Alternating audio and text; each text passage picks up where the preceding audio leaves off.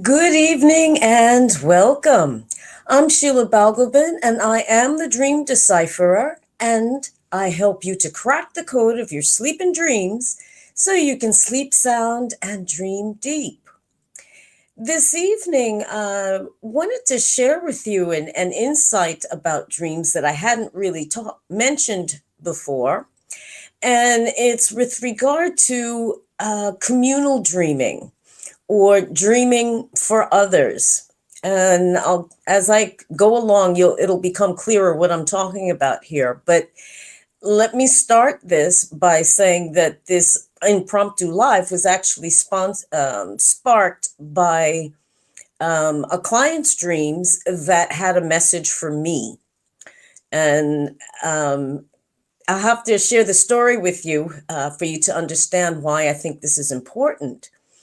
But I'll start my live here with a little explanation about communal dreaming, to give you a couple of examples so you understand what that actually means.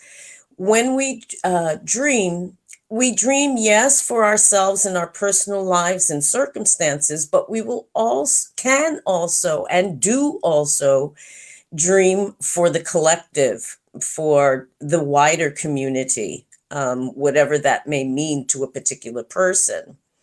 And that was brought home to me this evening, or rather this week, by a series of events which I found I didn't quite get right away, but once I got it, I understood the connection. Communal dreaming is, as I say, dreams that have a wider impact or wider scope in some way. For example, the Navajo and Hopi tribes in the Southwest U.S. will gather their elders together and dream their great grandchildren's future. They're dreaming the world 10,000 years from now into existence by sitting together and meditating and dreaming the world into existence. And this attitude or perspective is in other places as well. For example, dream time in Australia, the indigenous people there have said things like, well, you can kill the kangaroo. That's not really important, but you can't kill kangaroo dreaming.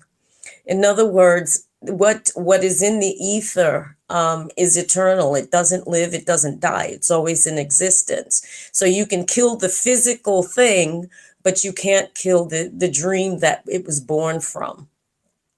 So just that little introduction into this story, I was receiving in my meditations that there was information that was not being revealed to me, and that I was missing something. I wasn't getting the message, and I kept saying, well, what is the message?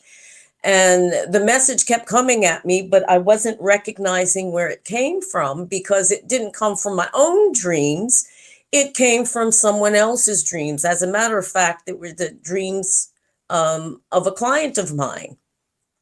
Now, I'm used to, as a psychotherapist, used to working with clients in their dreams, and their dreams actually giving me information. It's like the unconscious is carrying on a conversation with me and saying, yeah, you're on the right track, or no, you're off with the fairies with this, try something else.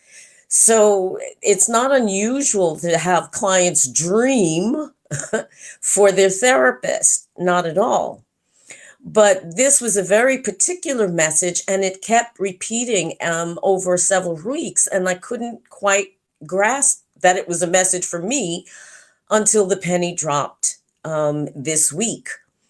And what's prompted this was a message from a colleague and friend who asked my permission to release a photo for someone who was writing an article.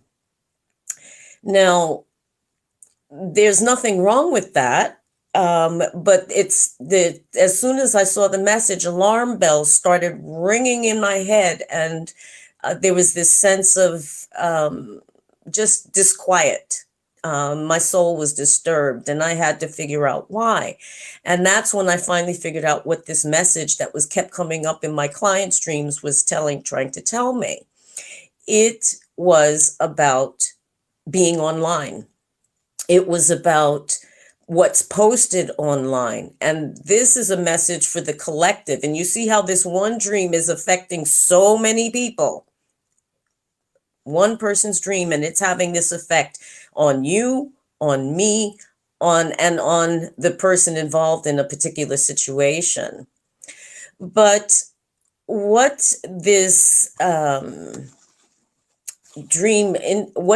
these dreams were telling me is that to watch what you put online, watch what you say, watch what you post, what pictures you put up there, because not everybody who smiles at you is your friend.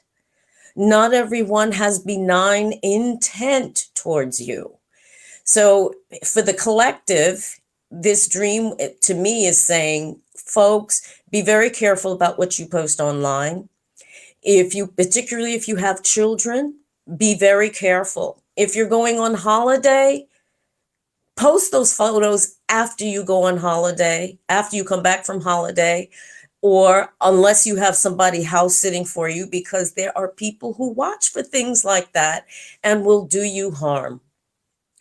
And this particular message that came to me from my photographer friend about somebody wanting to use my photo, as I said, set off alarm bells. It didn't feel right. It felt slimy and creepy. And my first question was to step back from it and get away from the feelings around it, and to look at this dream by proxy. It was so well hidden that it was hidden from me until I needed to remember the dreams. So client, if you're watching this, thank you for your dreams. The Spirit spoke through you to give me a message. This person who requested this photo, my first question was, well, why didn't they contact me?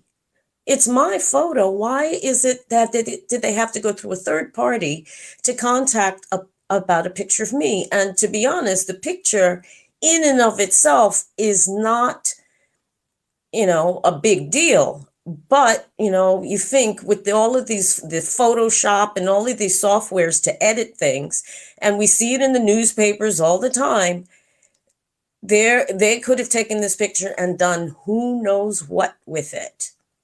And that prompted me to go through my pictures, see if there was anything even vaguely that could be used in incorrect ways, and remove them. Took them offline completely. As it happens, the picture that was shown was one that had never been published anywhere, which really set off alarm bells in my head. So I just wanted to share that with you, and to remind you all out there to be very careful about what you put out in the public domain, because it may come back and bite you somehow, even if that wasn't your intention when you put it out there. And for the person who was engaging in this particular activity, and I know that they're watching or will watch this, I just have two things to say. The first is that when you point a finger at someone, 3 point back at you. That's number one. And the other thing, I'm going to close this live with a quote. And it's from the Bible, the book of Luke, chapter 12, verses 2-3. And it says, "Nothing is covered up that will not be uncovered. Nothing secret that will not become known. Therefore, whatever you have said in the dark will be heard in the light, and what you have whispered behind closed doors will be proclaimed from the housetops." That's what Spirit told me to say. So people, as I say, take this under advisement and check your social media and find out if there's anything that you would rather not have there. My rule of thumb is that if I wouldn't want my parents to see it, and my parents have been in spirit for many years, but I still use that for rule of thumb. If I wouldn't want my parents to see it, it doesn't need to be online. Thank you so much for watching and listening. Have a great, great evening and weekend, and I'll see you again soon. Take care. Bye-bye.